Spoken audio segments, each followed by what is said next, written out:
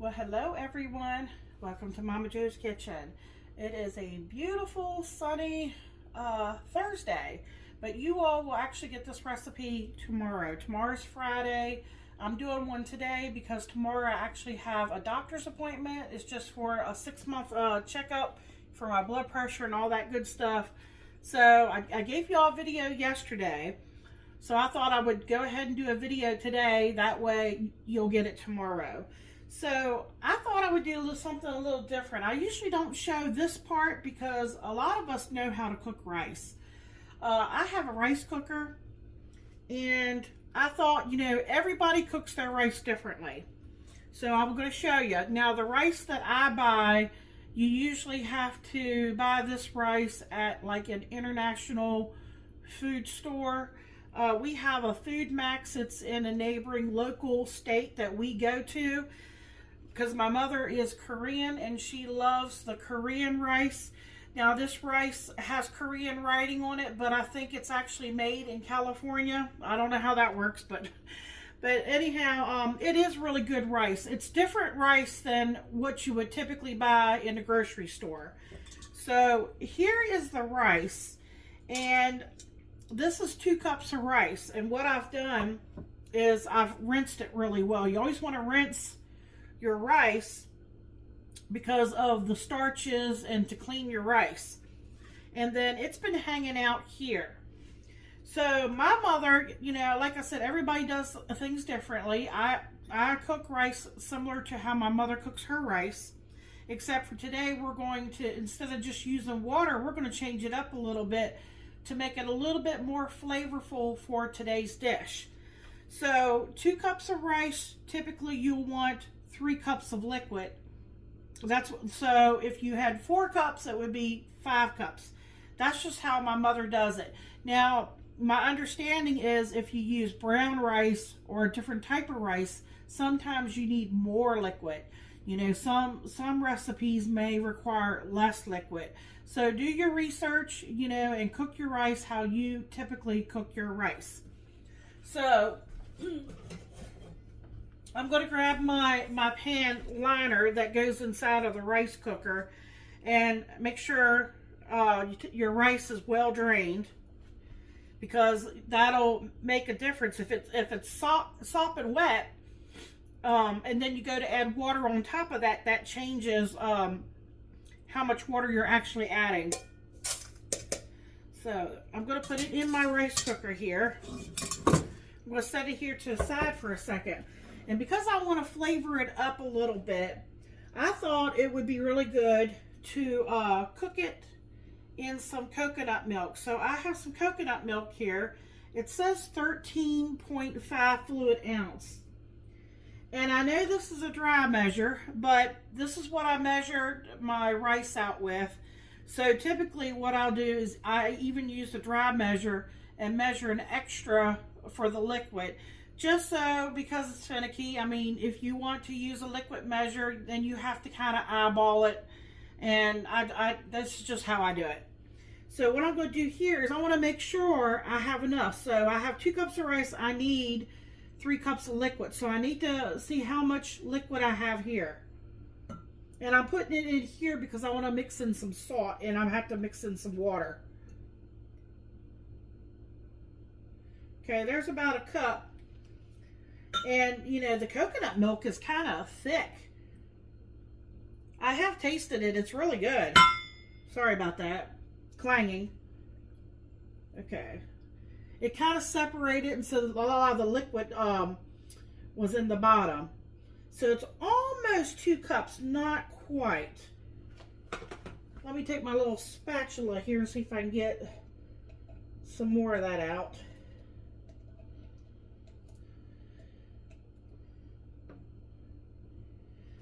Okay, we don't use spigot water because we have public water.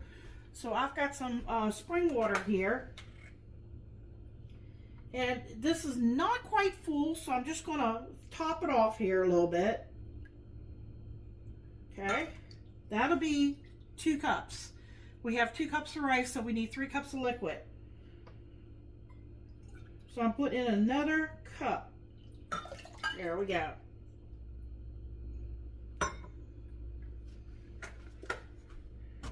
All right, we don't want this to be too bland. It needs a little bit of salt.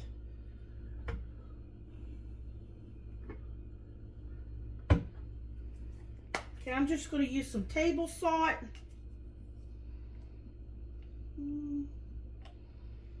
That's about 1/2 teaspoon.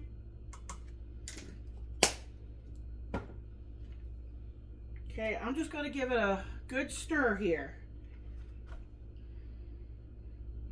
I'm going to pour that over the rice. Here's the rice.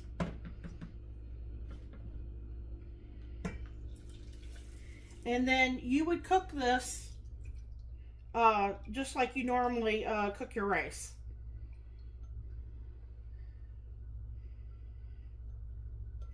I know.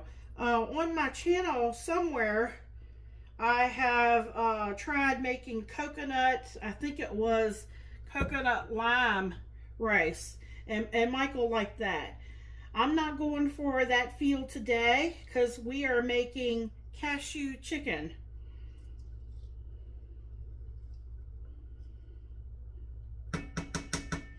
All right, I'm going to get this back there and get my slow cooker going. I don't know if you see, I have some vegetables back there. I have 1/2 green bell pepper. I have 1 stalk of celery. And I think I have 3 green onions. I'm going to get them all chopped up. And then I have some roasted and salted whole cashews. I didn't think about the salted part. I hope it's not going to be too salty, but I've got a cup here, and I'm going to put them in a skillet. I'm going to get my skillet out, and I'm going to turn it on about a medium, and I'm just going to keep kind of stirring them just to get them a little bit toasty, and then I'm going to take them off. And then I'm going to show you how we're going to get the rest of this done. I'll bring you back. All right, folks, I brought you back. I've got the rice back there on, see my nonstick pan here? I have it on medium heat, and I'm not trying to cook these. There's no oil or anything in this pan. I just have the cashews in here. You want to keep moving them around. I'm not burning them. I'm not cooking them. I'm just trying to get them toasted up a little bit. That will help bring the oil of the nut out, and it just makes them taste a little bit better. But you really have to watch them, because if you're not careful, you know, you can burn them.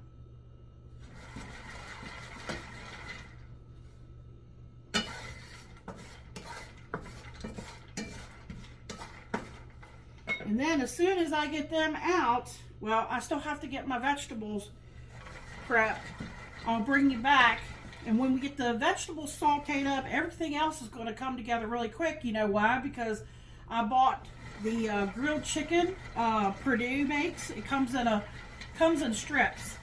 And they really are convenient. And all I did was chop it up. And then we have this Campbell's sesame garlic sauce.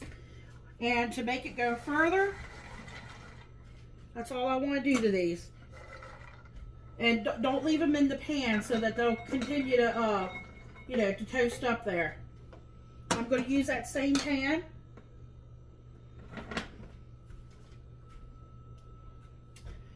That's going to go on top.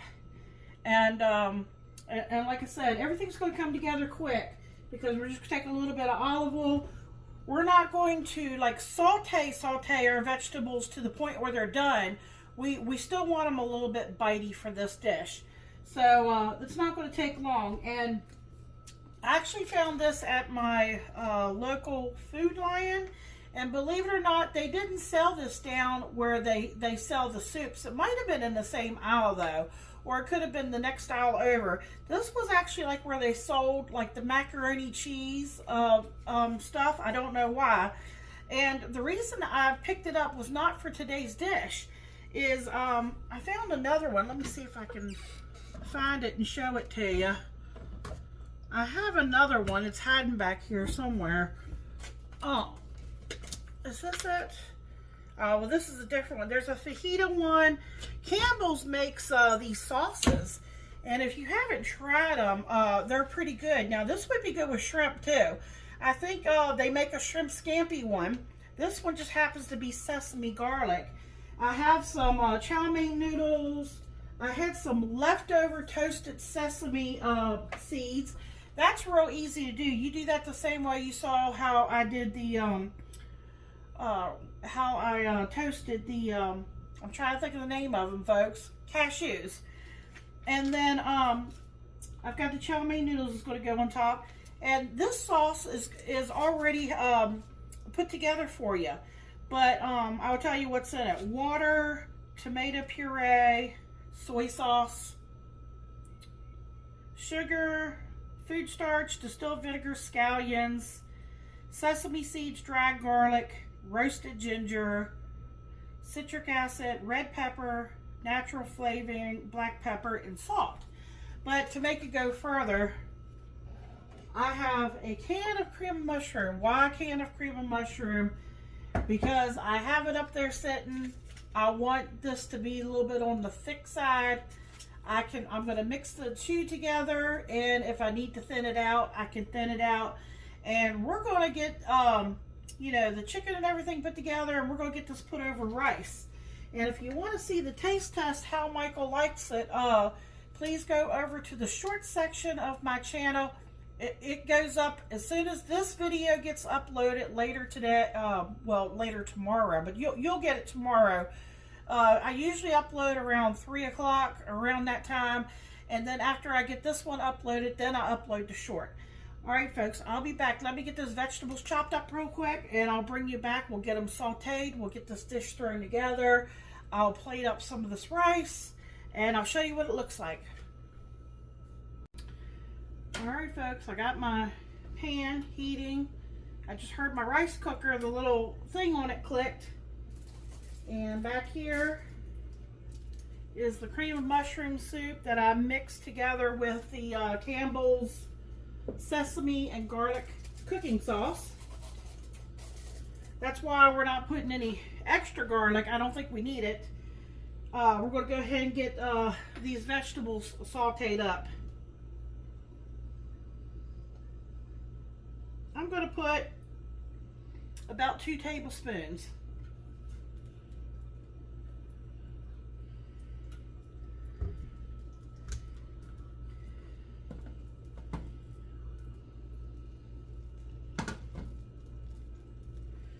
Okay, here are the vegetables. I just put them all in one bowl.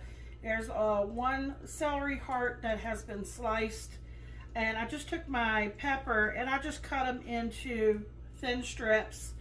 And then I took the green onions and I took the bottom, the bulb parts, and cut them up, you know, kind of long ways. And then I cut them this way, all the way up to where the green separates from the bottom part of the stalk. So anything where it separates from there down below, I will saute up in this pan. And the top, I will reserve for a garnish.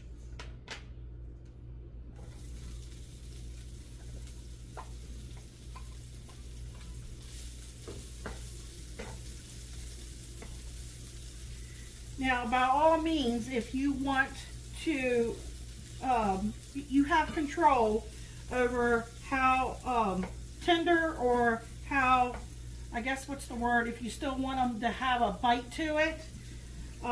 They typically serve them so that you still have some crunch to your vegetables.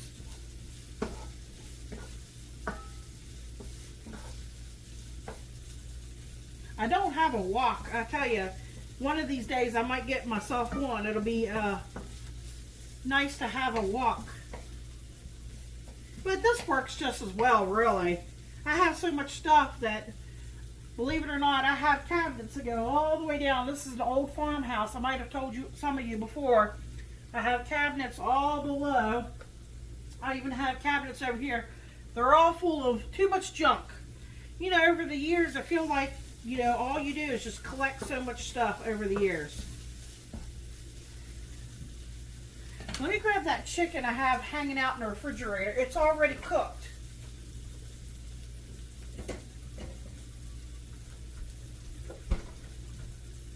This is that Purdue chicken. See, I cut it up into bite-sized pieces. I've got one more bag. I'm going to show you what the bag looks like. These are great for salads. They're great to make wraps. I actually bought this because I thought I was going to eat it with one of these pastaroni heat and eat penne Alfredo. We got that up at our local Sharp Shopper, and I thought I would like it better with the chicken, so I bought 2 of those.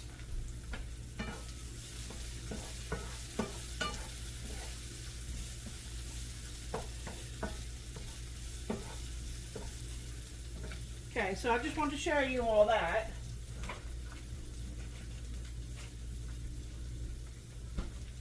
Okay, the rice says it's done back there. Here's our sauce.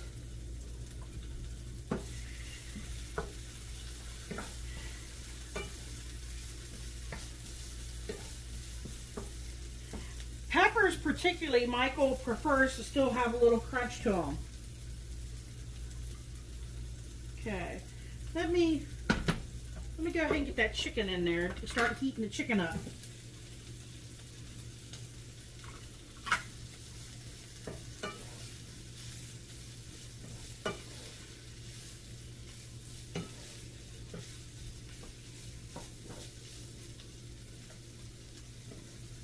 I actually might put most of my cashews in and save maybe a few for on top.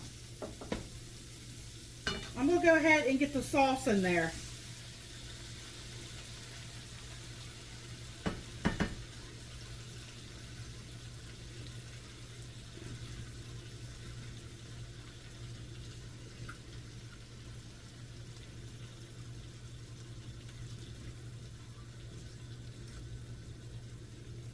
Okay, I'm trying to get all the sauce out of the bottom here.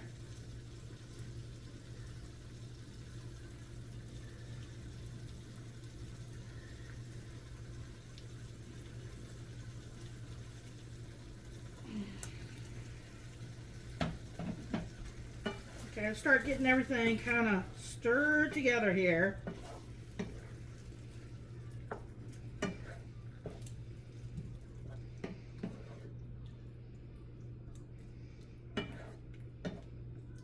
It smells really good. You can smell the soy sauce and the sesame oil in this. All right, I think I am going to put some of these cashews in here.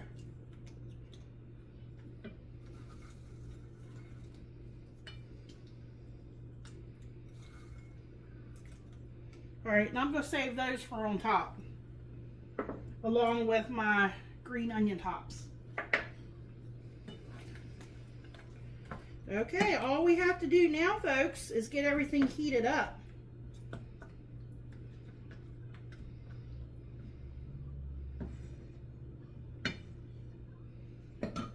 Okay, let me get you down here and give you a picture of it. I'm going to get everything so it's nice and hot. I don't want to cook it to death. I'm just going to heat it up, and then I'm going to probably put a lid on it and turn it off. And Michael is going to get his rice done up on a plate. I'm going to get this put over top of his rice, garnish it a little bit, and he's good to go, folks. Hope you all enjoyed this one. Another quick and easy recipe.